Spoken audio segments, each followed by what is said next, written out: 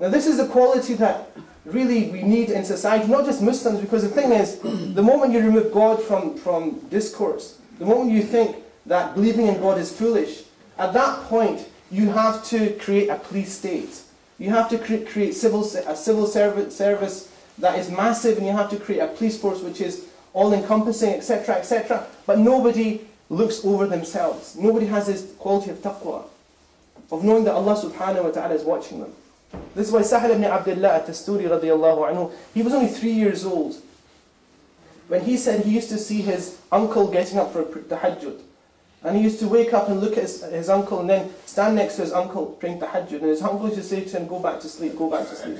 And he said, I constantly was amazed by this person standing up in prayer at that young age. And then he said after a period of time, his uncle told him to do something. He said, do you know that you have a Lord, that you have a Rabb? And he said, yes. And he says, don't stand next to me, but when you're in your bed, remember that Allah subhanahu wa ta'ala ma'i. Inna Allaha ma'i. Inna Allahu nadirun ilay. Inna Allaha muttali'un alay. He said, say this and think this, that Allah subhanahu wa ta'ala is with you. Allah subhanahu wa ta'ala is looking at you. Allah subhanahu wa ta'ala is the witness over what you do. And Sahl ibn Abdullah, he's about 5 years old at this point.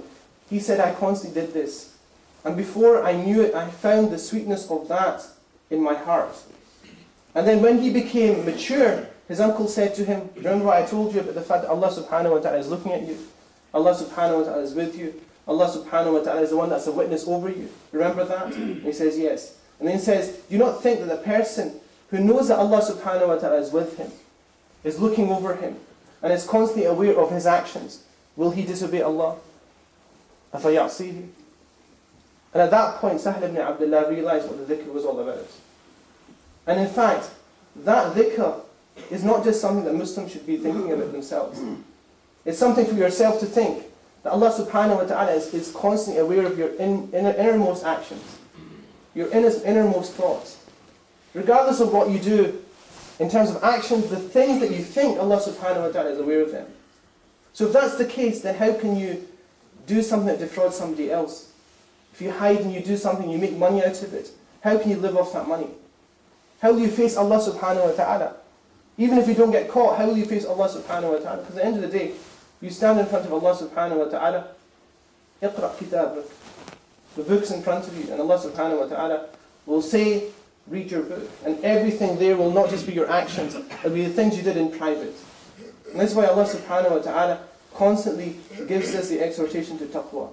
To have fear of Allah subhanahu wa ta'ala, but also taqwa means to have an awareness of Allah subhanahu wa ta'ala and His qualities. That He is a quality of knowing every single thing that happens. That He knows everything that's hidden in our hearts. That He knows our intentions before we even manifest our intentions.